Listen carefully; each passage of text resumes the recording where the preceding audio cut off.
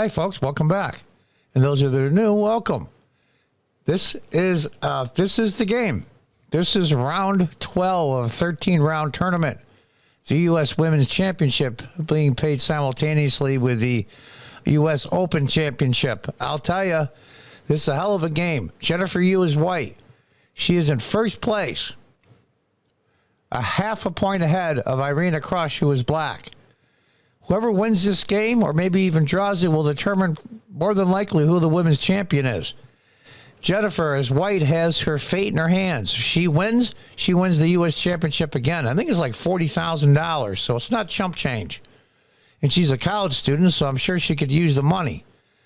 Irina Krush, we've known for a long time. I believe she's 4 or 5-time U.S. Women's Champion. Been around a long time, great player. Let's get to it because there is a huge blunder on one of the players. It's one of those things that I'm just an average player, 1,600 rated roughly. It's just one of those things that happen in your mind. You can't see, you have trouble seeing backward moves, and you're going to see what I mean. And they come right out swinging. It's going to be a King's Indian. Jennifer is white. Irina Krush is black. Let's just go through. It's a King's Indian, which means black is going out to win. Usually at this level, black tries to equalize if they can draw, and if they have a decent position, they win. But the equalization for black, because they move second, of course. And we'll go through, allow the opening. It's a 4 pawns attack, King's Indian. We'll go through the motions here. This is all pretty much standard theory. Try to get all the pieces developed. White castles. B6. Just looking to fee and kettle the light squared bishop for black. And this is a move here that I don't know why she did it. The computer likes bishop B3, developing your last minor piece. Bishop D3, even move the bishop twice to double protect the e-pawn. And even knight G5 is a legitimate move. But what she does is a little bit weird. She went knight to E1. Now, I don't know if that was part of her preparation. I don't know what she was thinking. Maybe a way to bring her rook up and over. I don't know. But it dropped quite a bit in score. Now, black has over a point advantage. Black continues developing. Bishop B7. Bishop E3. Developing her last minor piece. Knight to D4. See, now the knight isn't here anymore to guard this space, so that knight can take it over. She just moves the bishop to guard the e-pawn again. And it's an advantage that it looks like black is not winning, but has a strong advantage. That knight on D4 is a big pain in the behind. And does white want to give up a dark squared bishop to get rid of it? Black goes queen E7. You know, queen D7 might have been a choice. And after knight C2, E5. But she decided to go queen E7. And this, maybe what she was thinking by moving the knight to E1. It's a pretty good move. Knight to C2, challenging that knight. Now, not only challenging the knight, but if knight takes, bishop takes, pawn, you're up a pawn. Bishop D7, swinging around the knight. Rook B1. Because eventually when this opens up here,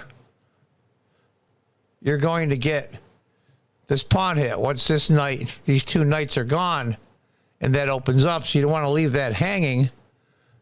So you go rook F7. She wants to double up on the F file. E5 might have been interesting.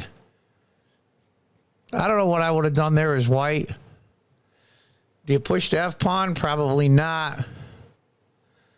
Move the queen to D2. just for the extra protection on the pawn? Probably. But she didn't do that. She went queen d2. Rook 8 f8. Now she's got her double up rooks. Now it's about a point advantage for black, and we're only on move 16. Now, if Jennifer, as white, draws this game, she'll be a half a point up on Rita Krush, who's now playing black, to go into the final round tomorrow, round 13. A win for white guarantees her the championship. She'll be a point and a half up with 1 round to go. So this is kind of a must-win thing for her. Then she decides to move the rook on b1 again. It's a wasted tempo, in my opinion. She should have done that to begin with. Now comes e5. Now black decides, I want to break. What do you do? What do you do? I like, well, we could go back and forth with this, but f5 is probably what I would do just to open things up on the black king side. Knight to d5 is a good move as well, but I think f5 is the best move. But she went knight to d5, the second best move. It's still an advantage, 1.25 point advantage for black. White is struggling. There's no question. No question. So she decides, I'm going to give up my bishop for the knight. Now we can go back here. Which pawn would you take with? The computer likes e takes way better than the c pawn takes. I really haven't analyzed to know why. Probably end up with too many isolated pawns. I'm not sure. Or that 3-2 advantage on the queen side for pawns. But the computer likes e takes, and that's what she did. Knight takes. Now, do you take with a bishop or take with a queen? I probably would have taken with a queen. But then again, you're not going to have that protection on here. With these two pieces and this one guarding the pawn. So she takes with a bishop, which is the better move. She's crawling back, but it's difficult. White's going to have to play really, really well to draw this, I think. So what do you do? What do you do? Irina says, let's go for it. E takes. Rook takes. If bishop had taken, queen f6, and then g3. But rook takes, bishop takes, bishop checks. Now, which way do you go? Believe it or not, you can't block with the bishop. You see what happens here. Bishop. Then you go rook e8. And you're doomed. Absolutely doomed. What are you going to do? This piece is getting hit 3 times. You got 2 defenders. You're doomed. Absolutely doomed. So after check, you have to move the king. Do you move the king to f1? Well, of course not. Because that would pin this bishop against your king. So she has to go to h1 with the king. Queen f6. Now she's piling on the pressure out of the bishop.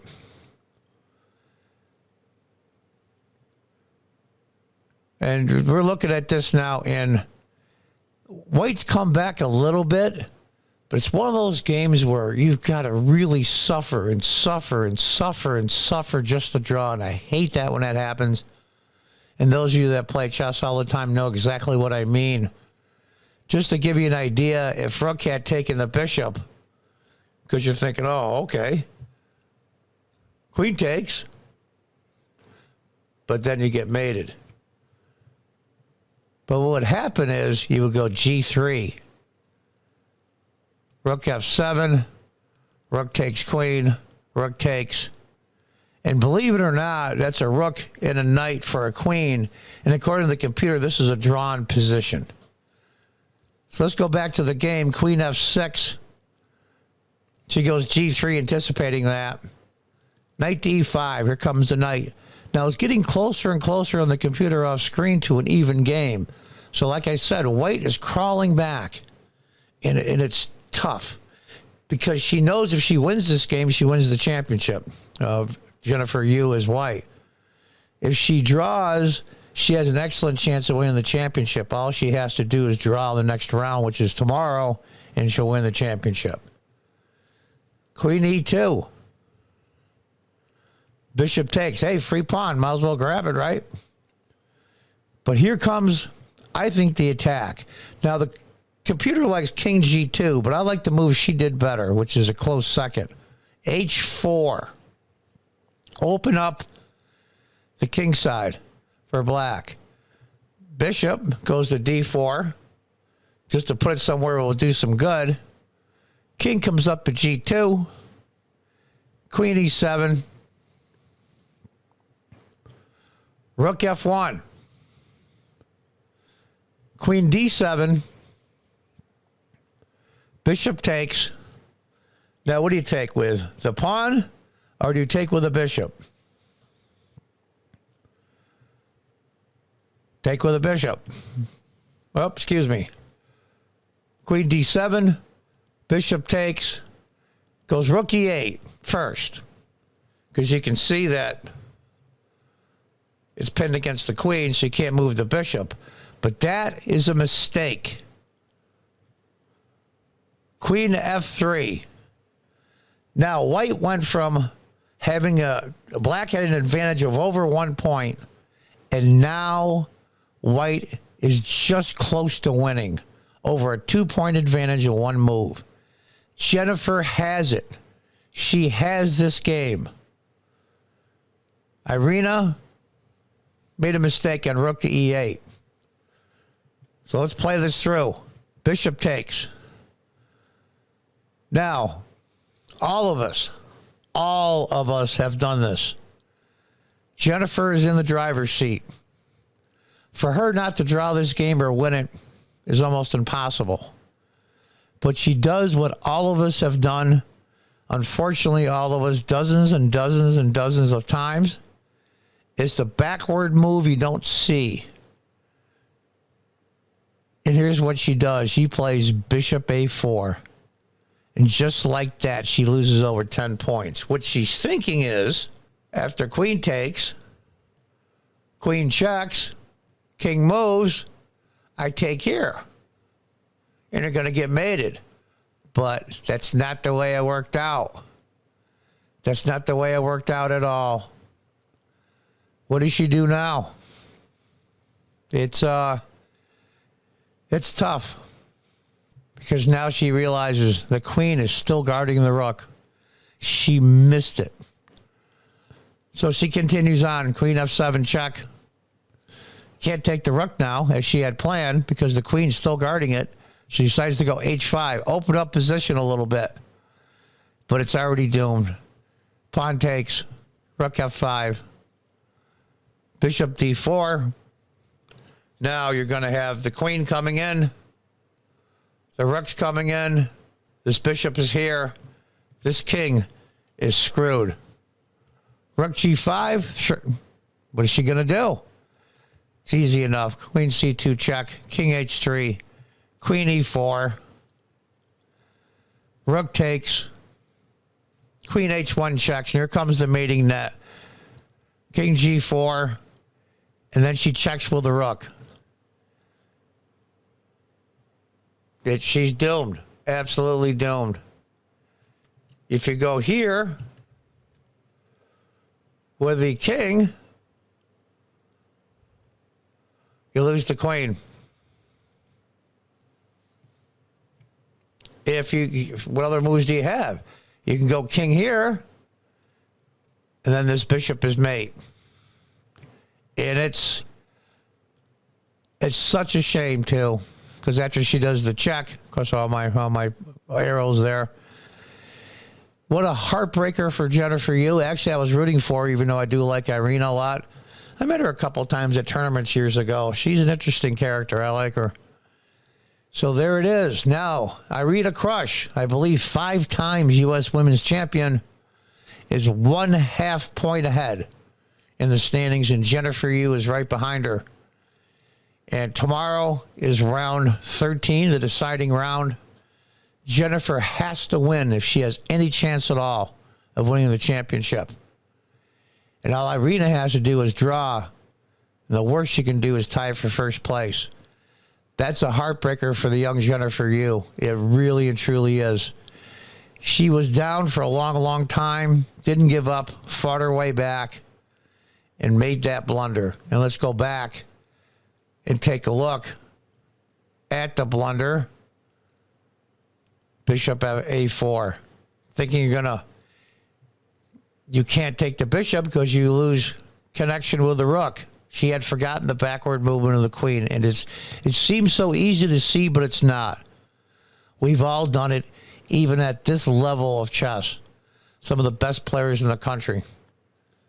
And it's sad, and that's the way it is. Anyway, folks, I think, was the game of the tournament so far, in my opinion. And until the next game, goodbye and good luck.